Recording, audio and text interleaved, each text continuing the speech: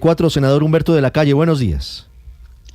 Buenos días, Ricardo, encantado de saludarte a ti y a la mesa de trabajo. Doctor de la Calle, ya más reposados, ya han pasado más de 12 horas de la marcha, casi 18 horas. ¿Cuál es su lectura? Lo leí ayer, como siempre, muy juiciosamente a través de Twitter, a través de X, como se llama ahora. Más reposados, ¿cómo analiza lo que ha pasado? Han venido trinos del presidente, han venido mensajes de algunos integrantes de su gobierno. ¿Cómo ve lo que ocurre hoy, el hecho político de la marcha de ayer? Es evidente que fue un hecho político importante. Me parece darse con una piedra en los dientes la descalificación que se hace desde el gobierno de lo que ocurrió ayer. Me parece que es indiscutible que hubo una movilización importante. También puede haber más. El 1 de mayo saldrá también gente a apoyar el gobierno. Por eso me parece que lo importante en estos momentos es entender que la movilización callejera es, dijéramos, un escenario para la reflexión, pero no es el lugar de la toma de decisiones. Aquí no podemos entrar en un juego de contabilidades dudosas sobre cuántos salieron ayer, cuántos saldrán el 1 de mayo. No, me parece que esa es una manifestación aceptable, razonable, incluso plausible del ejercicio democrático, pero no debemos olvidar que realmente las decisiones se toman en el campo institucional. Me parece que es un error esta especie de guerra de manifestaciones una tras otra, como si ahí se resolviera la suerte de Colombia. Y en ese sentido, cuando el ex vicepresidente Vargas Lleras aceptó el desafío del presidente, de la constituyente, etcétera, a mí me parece un error, porque es que no se trata de llevar la discusión a ese plano, es un plano estéril.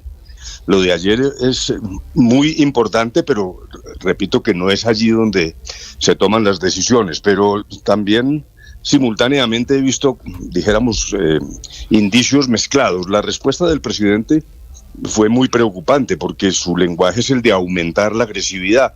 Hay un pequeño párrafo en el que dice que el gobierno sabrá buscar posibilidades de entendimiento, una frase que no sabemos cómo se traduce, que además corresponde con un llamado reiterativo del presidente al acuerdo nacional, pero no pasan unas horas después de ese llamado cuando viene nuevamente la descalificación. Es que el problema es que haya personas que se opongan a cualquier reforma, las hay, eso pasa en la reforma rural, eso puede pasar en los temas de salud, pero hay una confusión del gobierno y una muy mala lectura cuando confunde eso con una enorme cantidad de personas que tienen discrepancias parciales o que tienen visiones distintas, absolutamente razonables y discutibles frente a las iniciativas del gobierno. Todo el que se separa un milímetro de las ideas del presidente es descalificado, descendiente de esclavista.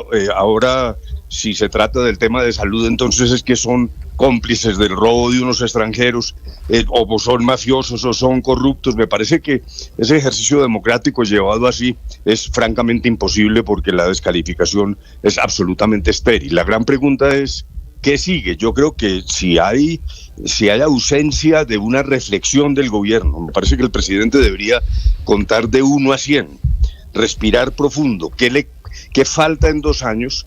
Y ahí tiene un dilema, u obtiene metas parciales, no maximalistas, menores que las que él se había ideado, pero deja un legado, o vamos a seguir en 2 años de una discusión lánguida y absolutamente ineficaz, con un riesgo, y es que esto, como empieza a aparecer ya en las encuestas, se mueva hacia el statu quo, hacia la derecha, como suele decirse, y para la izquierda sería un baldón enorme, porque es la pérdida de una oportunidad. Yo creo que el gran tribunal que va a afrontar el doctor Petro, si no crea un clima distinto, es el de la propia izquierda, el propio pacto histórico. De hecho, ya hemos visto hoy manifestaciones de la senadora Pizarro, del senador Cepeda, dentro del propio gobierno, voces diciendo, hombre, hay que establecer un espacio de reflexión y de búsqueda de acuerdos, ¿no? Sí. Me parece que ahí está la gran pregunta. De la Calle, sí. Eso es posible, ¿usted lo ve posible de lograr, teniendo en cuenta que hay voces importantes dentro del propio pacto histórico y dentro del gobierno que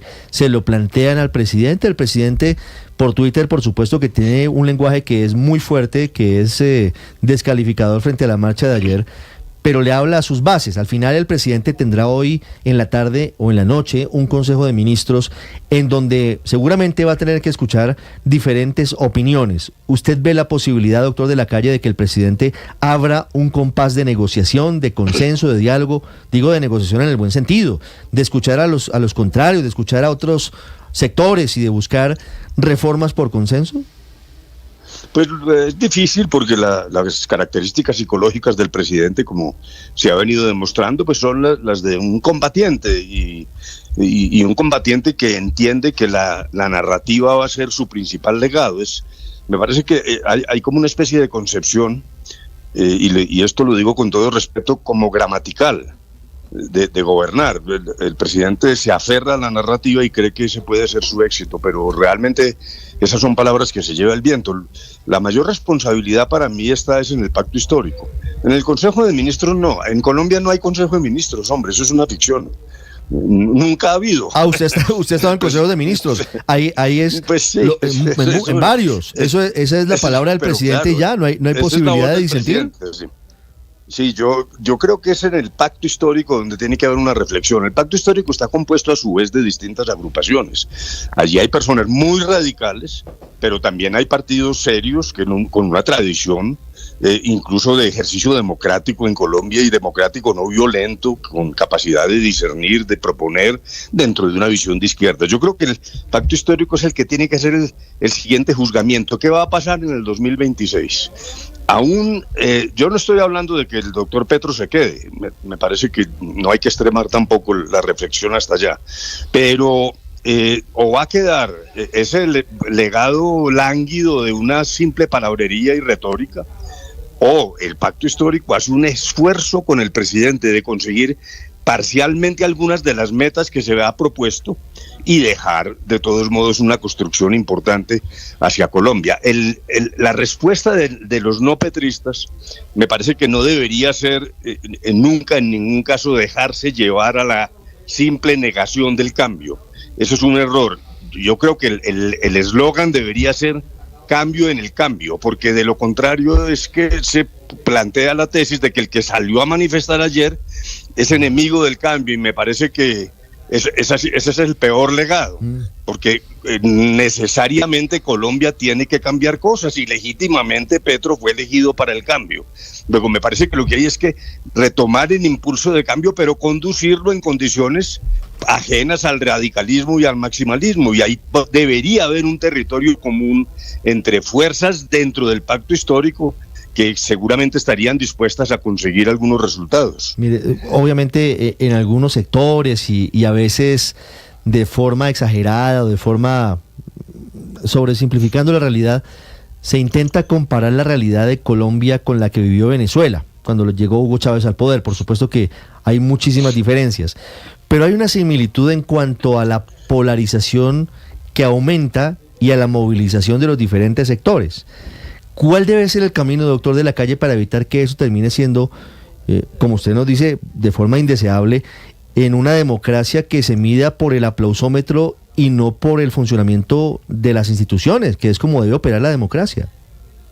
Sí, es que yo creo que hay un mensaje que no solo es equivocado de parte del gobierno, sino también un poco anacrónico.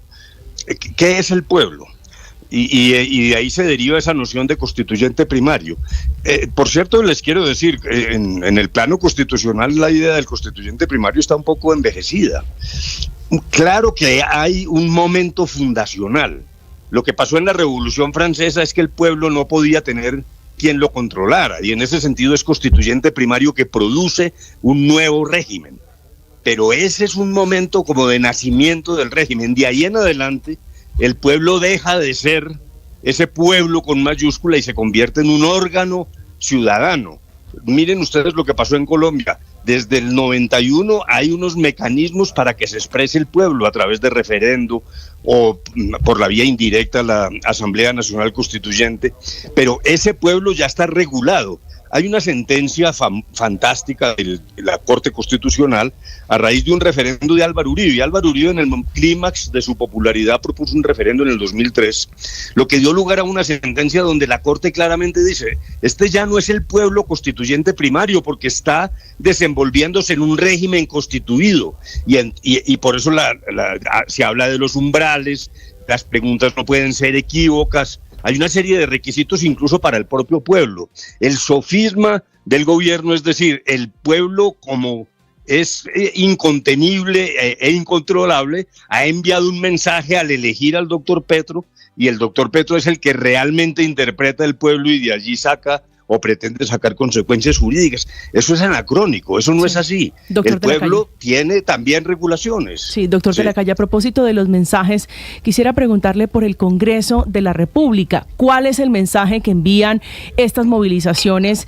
en contra del gobierno del presidente Petro? Porque fíjense que en las movilizaciones pasadas, algunos sectores hablaban de lo determinante que fueron las movilizaciones para hundir la reforma a la salud. Hoy estamos en la discusión, entre otras, de la reforma pensional. Sí, yo creo que al Congreso le llegan obviamente distintos mensajes.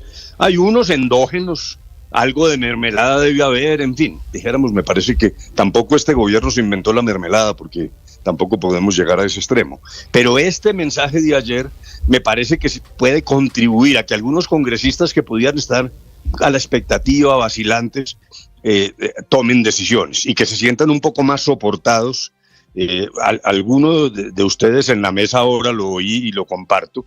Por ejemplo, la marcha de las batas blancas puede tranquilizar a algunos congresistas, pero debe contribuir sobre todo a eliminar un síndrome que me parece hasta más dañino que la llamada mermelada, y yo lo llamo el de la tercera cámara. Hay congresistas que lo que dicen es: yo no me voy a poner a pelear con el gobierno por unas normas, yo no estoy de acuerdo con lo que el gobierno dice, pero que la Corte las tumbe, yo voy votando sí para que la Corte después vote no.